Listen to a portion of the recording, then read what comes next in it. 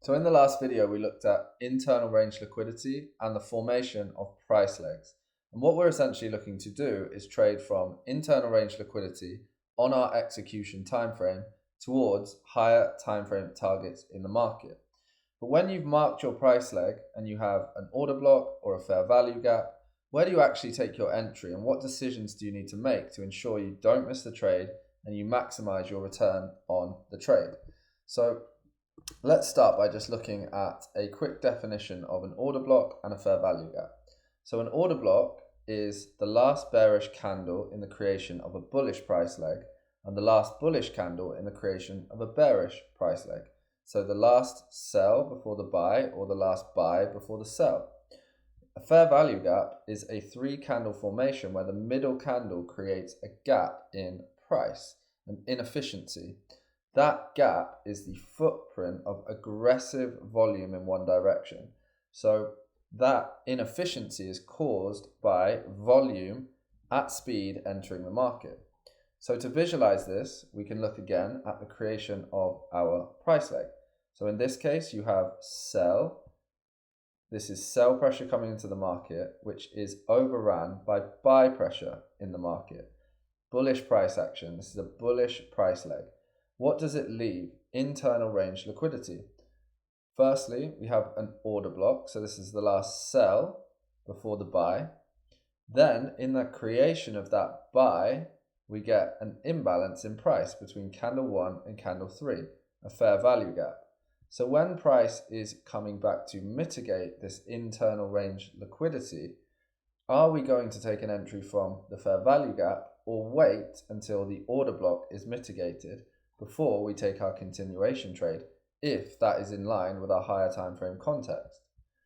So there are some key considerations.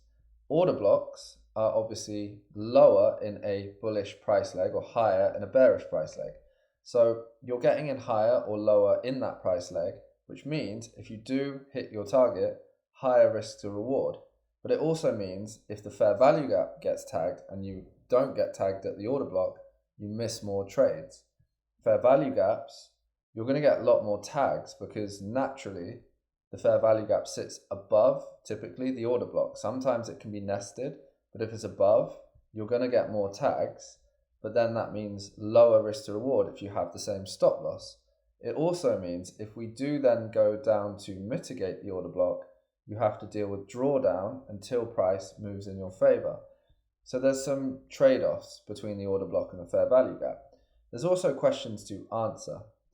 How much room is there to the target? So when you're taking your trade and you're targeting a high in the market in this case, how much room is there? Is there room to take the fair value gap, cover the swing low and still hit your RR multiple target?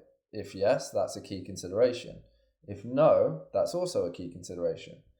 Has the fair value gap even been created yet, or is there even the presence of a fair value gap? Another consideration. And then finally, are you willing to miss entries to only take order block trades on the basis that over time you hit higher R multiples? Or do you want to take more trades and you're happy to live with some drawdown? So these are some of the questions that we're going to answer through what we see in the chart. So if we start with the example we've been looking at, we see the weekly candle here manipulate below its previous candle. So we're swing trading. So this is the 12-hour time frame and we're executing against weekly, 2-weekly and monthly ideas. In videos 1 to 3, we looked at why this would be an excellent trade.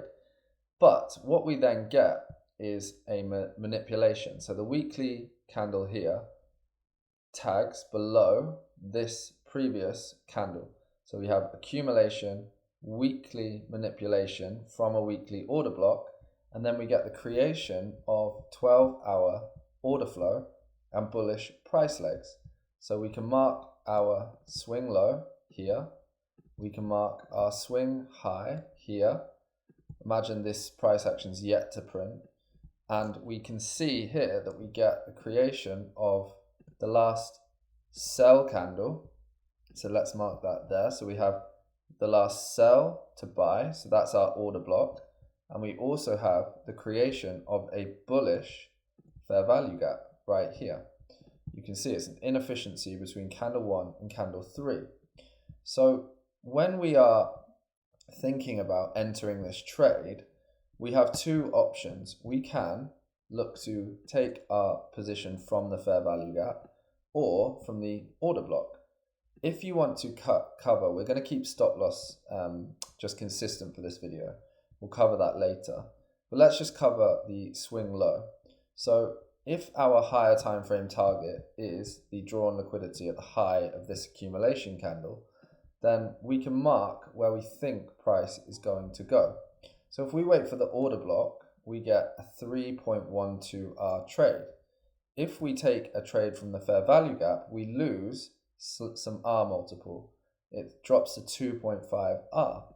But given that we have such high confluence in this playing out, we have a lot of room here. If it was me, I would be taking this trade from the fair value gap because I'm happy with 2.5R. Equally, I would understand if someone would want to take the trade from the order block because you are going to get a higher R multiple. But what you see is that price doesn't quite tag you into the trade. So this would be perfect analysis, but a missed trade. So that's the first question. If we come back to our questions, how much room is there to the target, and am I willing to miss the entry for a higher R multiple? That's a question only you can answer based on your trading plan. If we look at another example, so this is NZDUSD, and I'm going to do the same thing and overlay our 2-week time frame. So what we see here is that price drives or raids below its previous 2-week range. So we're getting manipulation of a previous candle. We're not going to look at whether this is or isn't a good trade. We're just going to look at the price action that develops. So we can see we have bearish price legs. Price is selling off. We come into this bearish order block. We sell off, this time into the fair value gap. And then eventually we close. Price then trades up and the 2-week candle finishes printing. We have manipulation, and we're going to say that we now have a higher time frame draw on liquidity, which is the high of our accumulation candle. If we come back here and we're looking to take a long entry, what do we have? So until at this point we have the last buy before the sell, we then have buy pressure coming into the market. You see there's no order block or fair value gap that is yet to be created until we see this down candle closed above. So at this point here, we now have the formation of an order block because we have a sell to buy, but crucially there is no fair value gap. So in this case, if you are looking to take this trade, you don't have an option. You have to take the order block. And this is one of the key times to take an order block entry. It's pre-internal range liquidity actually being created. You're almost getting in ahead of the move. And you see this obviously plays out for a massive 7R. However, if we were to wait and see, is a fair value gap going to be created that I can get involved in, you don't get the opportunity. You just get so much aggression in the market that you've missed the move. So order blocks can be amazing when you're actually trading before the creation of a fair value gap. Now, if we come back here and we look at one or two more examples and we bring back the 2-week time frame, we ran through why price hunted this level in earlier videos. But what we see here is a 2-week accumulation candle here. Price aggressively moves up before then distributing to the opposing end of the accumulation candle. I'll just mark that. So when we see order flow in, we have the creation of a bullish fair value gap between candle 1 and candle 3. Price then liquidates this external range liquidity and we get a shift whereby new bearish order flow is created. You see we have buy to sell. This is then the order block, which we can mark. And then we also have the creation of a bearish fair value gap, which I'll mark in red so that we can see that. So just to bring this up, you see we have in, out, and then essentially the creation of a new bearish price leg.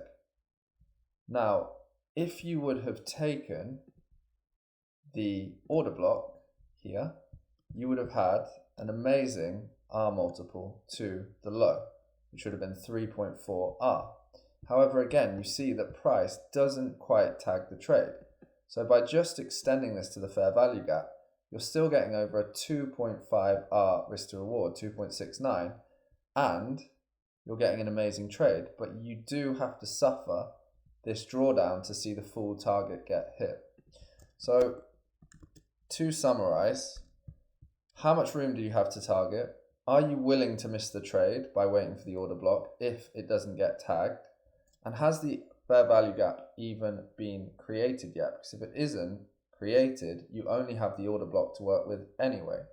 So my advice is to always map your price legs, always read higher time frame manipulation and the exposure of higher time frame targets, and then plot your entries based on what makes sense to you and your trading plan. If you have enough room, it might just pay you to get involved at the fair value gap, cover the swing point, and just ride the trade out.